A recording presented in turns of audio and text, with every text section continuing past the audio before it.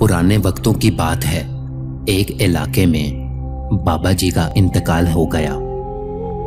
बाबा जी का जनाजा उठाकर कब्रिस्तान लेकर जाने लगे तो जनाजा पढ़ने से पहले एक शख्स जनाजे की चारपाई के पास आकर खड़ा हो गया और बोला कि मैं इसका जनाजा उस वक्त तक नहीं पढ़ने दूंगा जब तक मुझे इसके बेटे मेरे 15 लाख रुपए अदा नहीं कर देते।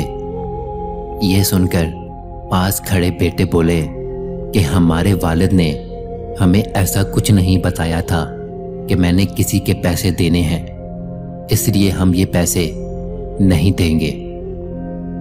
बेटों का ये जवाब सुनकर वो शख्स उस जनाजे की चारपाई को पकड़कर खड़ा हो गया और जिद करने लगा कि मैं ये जनाजा नहीं पढ़ने दूंगा।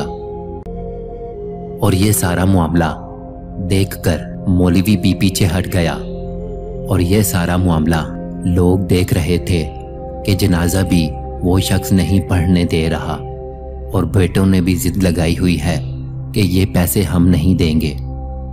काफ़ी देर ये मामला जारी रहने के बाद बात घर की औरतों तक पहुंच गई तो बाबा जी की बेटी अपना सारा जेवर उतार कर और अपनी सारी नकदी देकर उस आदमी को भिजवा दी जो कि जनाजा पढ़ने नहीं दे रहा था, और साथ में ये पैगाम भी भेजा कि अल्लाह के लिए ये जेवर रख लो और इसे बेचकर अपना पैसा ले लेना, और साथ ये नकदी भी रख लो, लेकिन खुदा के लिए मेरे अब्बू का जनाजा मत रोकना। मैं मरने से पहले आपका सारा कर्ज अदा कर दूंगी।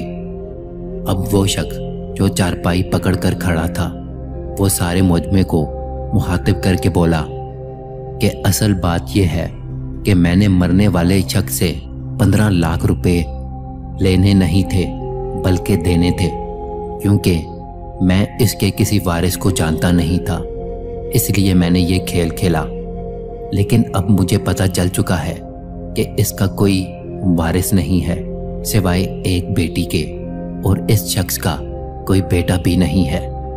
इसलिए अब ये पैसे जो कि मैंने ये कर्ज देना था जो कि बाबा जी का था वो मैं इसकी वारिस इसकी बेटी को दूंगा। मुअज़्ज़ज़ आवाज़ की दुनिया के दोस्तों, ये बात सच है कि बेटे अक्सर बदल जाते हैं, लेकिन इसका ये हरगिज़ मतलब नहीं है कि बेटे बुरे होते हैं। लेकिन बेटियां भी अपने वालिद से सबसे ज़्यादा प्यार करती हैं। बेटी वाले बहुत खुश नसीब होते हैं, लिहाजा बेटी की पैदाइश पर खुश होना चाहिए, ना कि गमगीन। अगर हमारा कंटेंट आपके ज़ौक़ की तर्जुमानी करता है तो हमारे चैनल सबक आमोज़ वर्ल्ड को सब्सक्राइब कीजिए और अपनी कीमती राय का इजहार कमेंट सेक्शन में ज़रूर कीजिएगा। अल्लाह आप सबका हामी और नासिर हो।